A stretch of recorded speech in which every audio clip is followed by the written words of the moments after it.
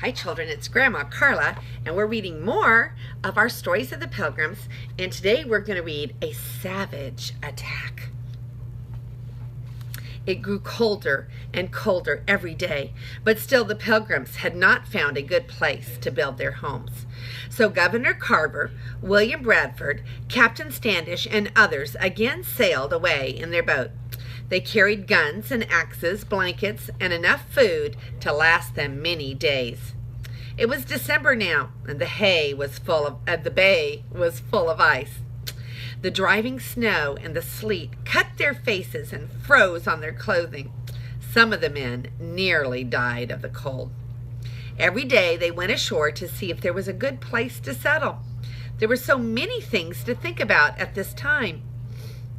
They must find a place near the woods so that they could get logs for their houses and wood for their fires.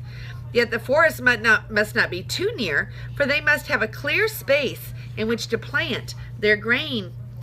There must be a deep, safe harbor, and above all, a stream of clear, fresh water. They landed again and again, but it was so hard to find a place which had all of these things. They would search all day, and at night they would make camp in the forest. One night, after a hard day's tramp, they built a great fire and cooked their supper. They could get plenty of fresh meat in the forest, and they had brought bread and beans and dried peas from the ship. After they had eaten their supper and had prayers, all went to sleep except the two men who were to watch. The light from the flames fell upon the tired faces of the men as they lay in the circle about the fire. It touched lightly the trunks of the tall trees and stretched long, dark shadows across the hard, frozen ground. Sometimes they saw shining eyes peering at them from the darkness, but the animals were all afraid of the fire and soon slunk away. About midnight, the watchman heard a long, loud cry in the distance. It sounded like the yell of Indians. "To arms! To arms!" they cried. The Pilgrims sprang to their feet and seized their guns. A long time they waited and listened, but no Indians came. "Perhaps it was only the howl of the wolves or the foxes," said the men as they lay down again. The Pilgrims were up before the sun the next morning, cooking their breakfast and preparing to sail farther along the shore. While some cooked the meal, others carried blankets and guns down to the boat. While they were sitting about the fire eating their breakfast, they heard a frightful sound nearby. "Watch! Watch! Ha ha! Watch!" came the cry.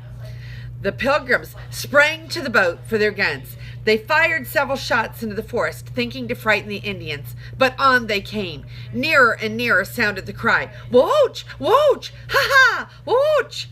In the faint morning light, the Pilgrims saw the forms of many Indians slipping from tree to tree.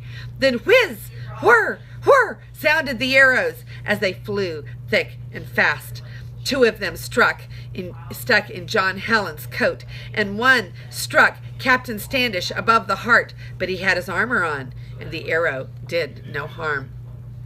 The Pilgrims quickly sprang away from the light of the fire. They tried to protect themselves in the dark shadows of the forest. Whiz, whir! The arrows were flying from every direction, but not an Indian was to be seen. They too were well hidden behind trees and bushes. The Pilgrims kept very still. Then the Indians grew bolder. They crept silently toward the camp, their dark forms looking like dim shadows in the forest. This was just what the Pilgrims were waiting for. Bang, boom, roared the muskets. One of the bullets struck the Indian chief in the arm. He could not draw his bow again. With an angry yell, the warriors fled into the forest. The Pilgrims followed them for a short distance, shouting and firing their muskets. When they returned to the camp, they picked up many arrows. Some were pointed with a sharp bit of deer horn, and some with eagle's claws. These arrows the Pilgrims sent to England when the Mayflower returned.